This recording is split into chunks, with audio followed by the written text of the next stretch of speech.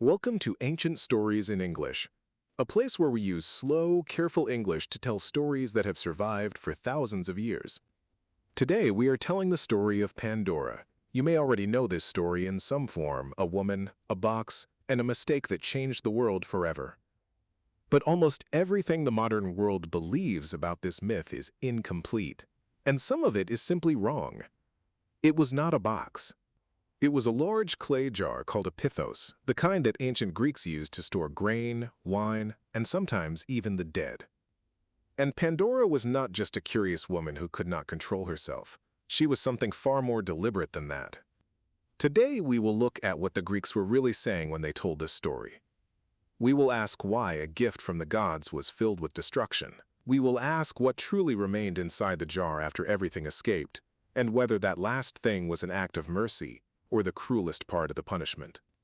And we will ask one more question, a question the ancient Greeks never needed to ask, but we do. Is humanity opening another jar right now? The answer may be closer than you think. Now, let us begin.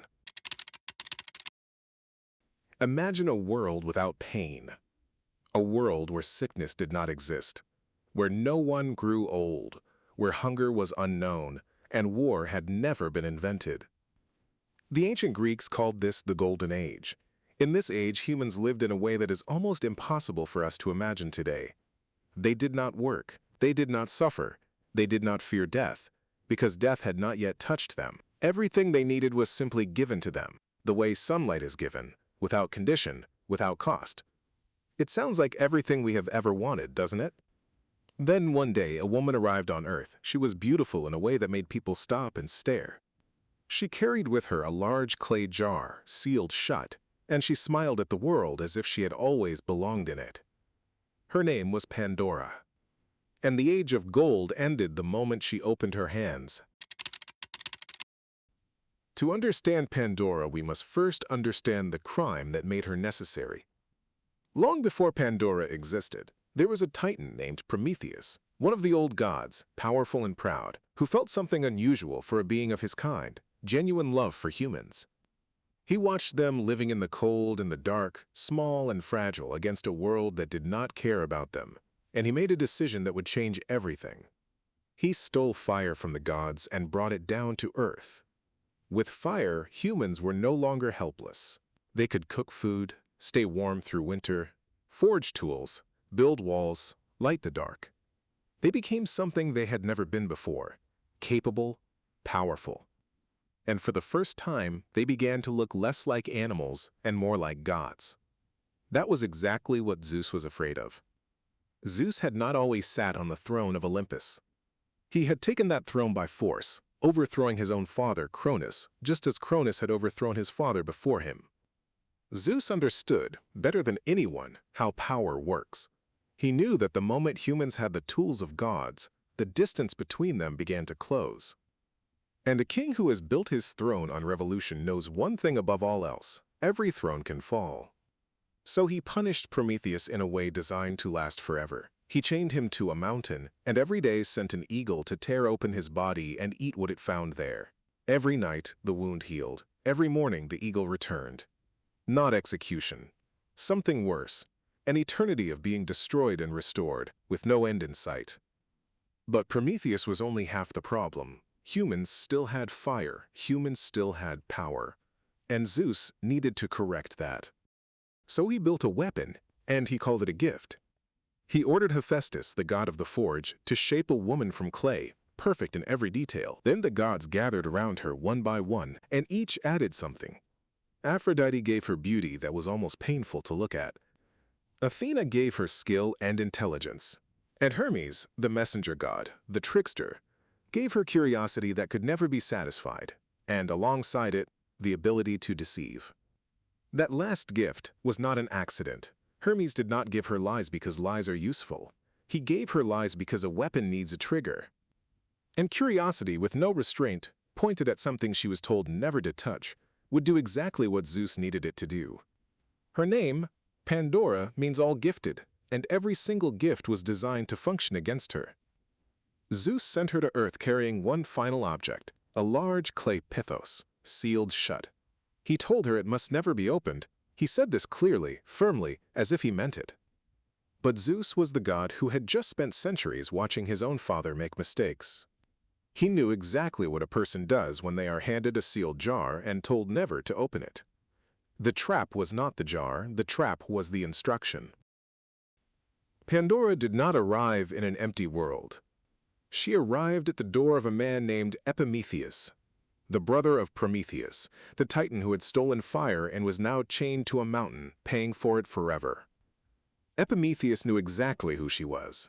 His brother had warned him before the punishment came, never accept a gift from Zeus. Whatever it looks like, whatever it promises. Never. Prometheus had seen this coming. He had tried to build a wall around his brother with words alone, because it was the only thing he could still do. And Epimetheus had listened. He had agreed. He understood. Then he opened the door and saw Pandora standing there, and everything his brother had said dissolved like smoke in the morning air.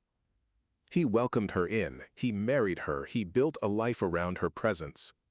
Now it would be easy to call Epimetheus weak, to say he was a fool who let beauty override reason. But that reading misses something important. Epimetheus was not ignorant. He was not young and naive. He was the brother of a titan who had defied Zeus himself. He had heard the warning from someone who loved him, someone with every reason to be believed. He knew, and he chose anyway. This is one of the most human moments in all of Greek mythology. Not the theft of fire, not the opening of the jar, but this quiet decision made at a doorway. Because there is something in human nature that does not simply ignore danger. Sometimes it is drawn to danger precisely because it is danger. The warning makes the desire sharper, not duller. The knowledge that something could destroy you makes it harder to look away, not easier. Epimetheus looked at Pandora and made a choice that his name had always predicted he would make. Afterthought, the one who understands only when it is already too late.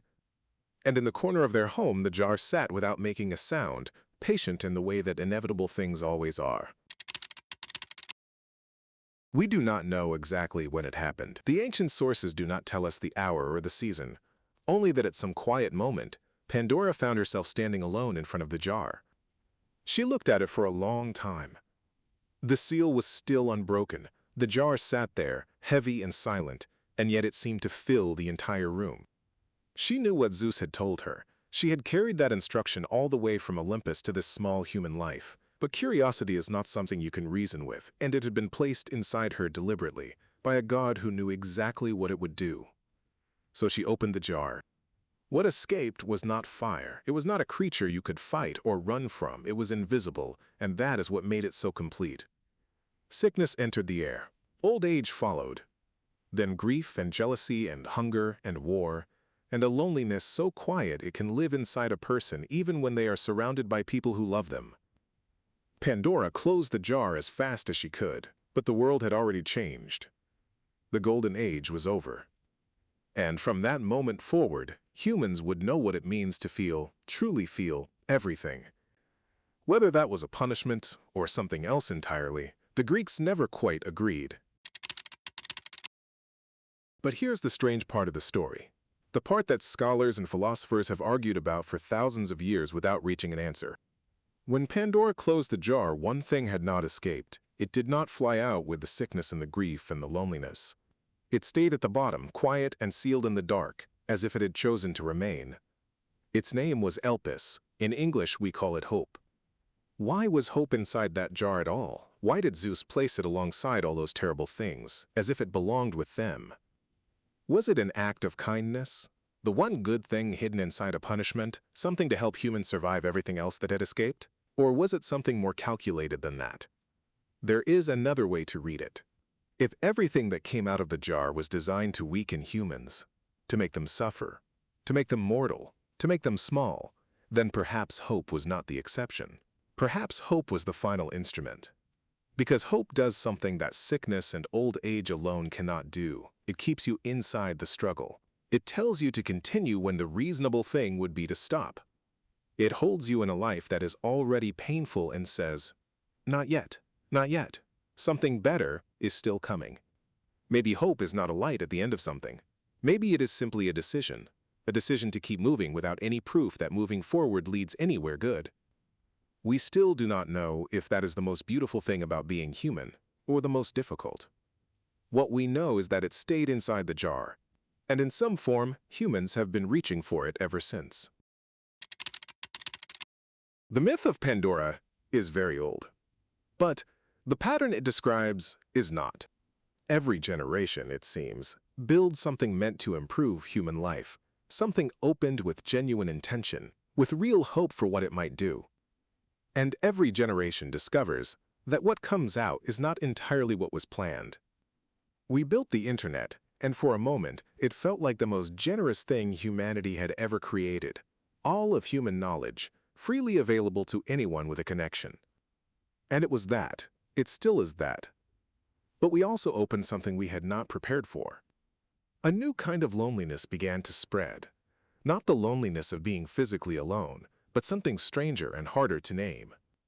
You can have hundreds of people responding to you every day, and still feel that no one is truly seeing you.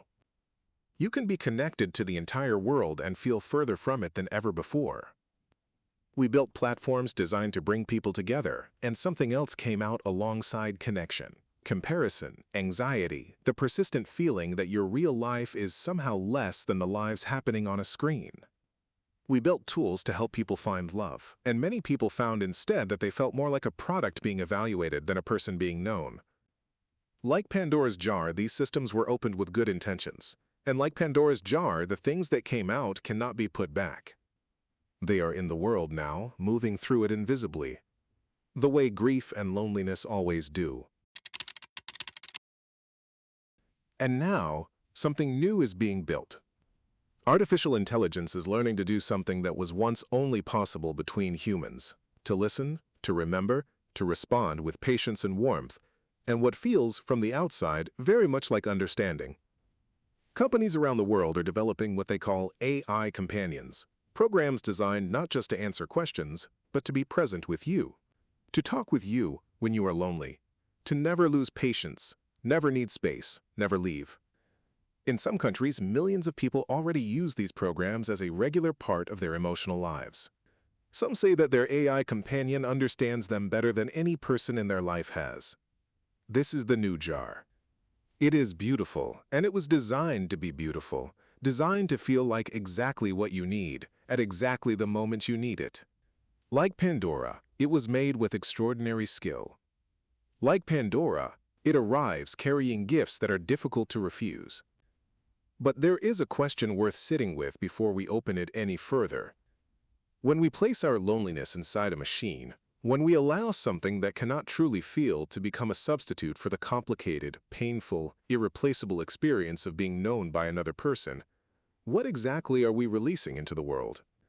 And what will we find 100 years from now when we look for a way to close the lid? The gods made Pandora to look like a gift. We are making something that has learned to look like love. And that may be the most powerful jar humanity has ever built. The myth of Pandora does not end with destruction. It ends with an open question, one that the ancient Greeks left unanswered, perhaps deliberately. Hope stayed inside the jar, and humans, carrying everything that had escaped alongside them, kept going. They built cities and wrote poetry and made music and fell in love and sat around fires telling stories. Stories exactly like this one, trying to make sense of a world that had become, suddenly and permanently, very hard to live in. Maybe that is what the myth was always really about. Not that humans are weak, or that curiosity is dangerous, or that the gods were cruel, though perhaps all of those things are also true. But that every generation finds itself standing in front of a new jar. And every generation has to decide, without any guarantee of the outcome, what to do with what comes out. We did not need hope to survive. We needed somewhere to put it.